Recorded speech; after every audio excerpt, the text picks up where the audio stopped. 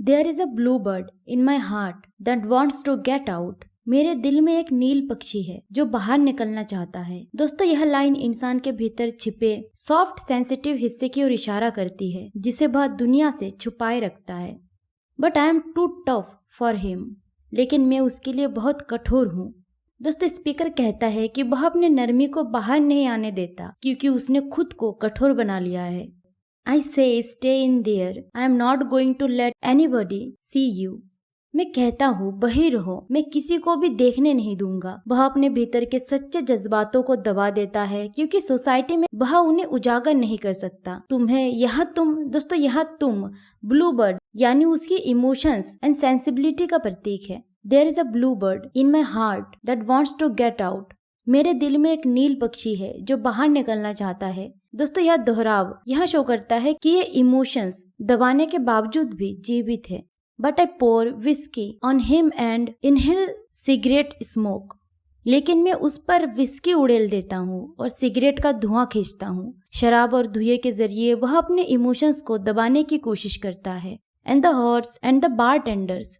और दोस्तों, जो वेश्याएं होती है और जो बार टेंडर होती है, वे लोग जिनके बीच वह रहता है, उन्हें भी वह अपनी सच्चाई नहीं दिखाता। And the grocery clerks never know that. और ग्रोसरी शॉप के वर्कर्स जो है, वो नॉर्मल लोग भी उसका असली चेहरा नहीं देखते, कभी नहीं जान पाते कि वह अंदर ही अंदर क्या फील करता है। ही इज इन देयर, वहाँ है। दोस्तों, यहाँ पे दिल की बात कहा गया है। नील पक्षी अब भी जीवित है लेकिन छिपा हुआ। There is a blue bird in my heart that wants to get out. मेरे दिल में एक नील पक्षी है जो बाहर निकलना चाहता है। दोस्तों, तीसरी बार यह लाइन दोहराया गया है जो शो करता है कि इमोशन कितनी गहराई से जुड़ी है। But I am too tough for him, लेकिन मैं उसके लिए बहुत कठोर हूँ। फिर वही कठोरता का दोहराव वह सोसाइटी में अपने जेंटल लुक को नहीं दिखा सकता। I say stay down, do you want to mess me up. मैं कहता हूँ नीचे रहो, क्या तुम मुझे बर्बाद करना चाहते हो। वह मानता है कि अगर उसकी सच्ची इमोशंस बाहर आ गई तो उसकी सोशल इमेज बिगड़ सकती है। You want to screw up the works.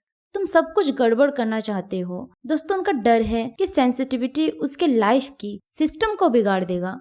You want to blow my book sales in Europe. तुम मेरी यूरोप में बिकने वाले बुक्स को बर्बाद करना चाहते हो। दोस्तों, यह विडंबना है कि उसकी इमेज एक कठोर विद्रोही राइटर की है जो नरमी नहीं दिखा सकता।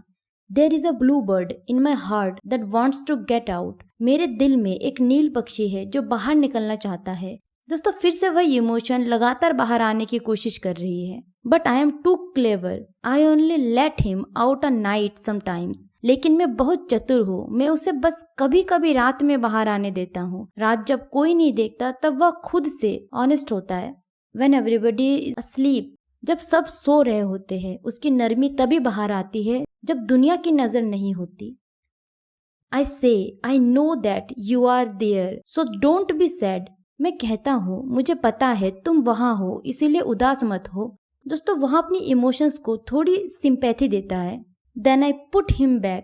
फिर मैं उसे वापस रख देता हूँ। वह अपने भीतर की सेंसिटिविटी को फिर से छुपा देता है। But he is singing a little in there. I haven't quite let him die. लेकिन वह थोड़ा गा रहा है, मैंने उसे पूरी तरह मरने नहीं दिया है। दोस्तों, यह सिग्नल देता है कि वह पर्सन अब भी ह्यूमैनिटी और इमोशंस से जुड़ा है। And we sleep together like that. और हम ऐसे ही एक साथ सोते हैं। दोस्तों, यह इमोशनल रियलिटी के साथ एक कंसिस्टेंसी की कंडीशन है। विद आवर सीक्रेट पैक्ट, हमारे सीक्रेट एग्रीमेंट के साथ एक इनर अंडरस्टैंडिंग, दुनिया को कुछ और दिखाओ लेकिन रियलिटी को बचाए रखो। And it's nice enough to make a man weep. और यहाँ इतना प्यारा है कि कोई भी आदमी रो पड़े। दोस्तों, कहने का मतलब है कि इमोशन इतनी सच्ची और गहरी है कि आंसू निकल सकते हैं। But I don't weep, do you? लेकिन मैं नहीं रोता, क्या तुम रोते हो? दोस्तों, यह रीडर से डायरेक्ट क्वेश्चन है कि क्या तुम अपने भीतर के ब्लू बर्ड को बाहर आने देते हो? दोस्तों, इस पोयम में एक व्यक्ति अपने सेंसिटिव और सॉफ्ट साइड को दुनिया से छिपाए रखता है, जिसे वह ब्लू बर्ड के रूप में प्रेजेंट करता है।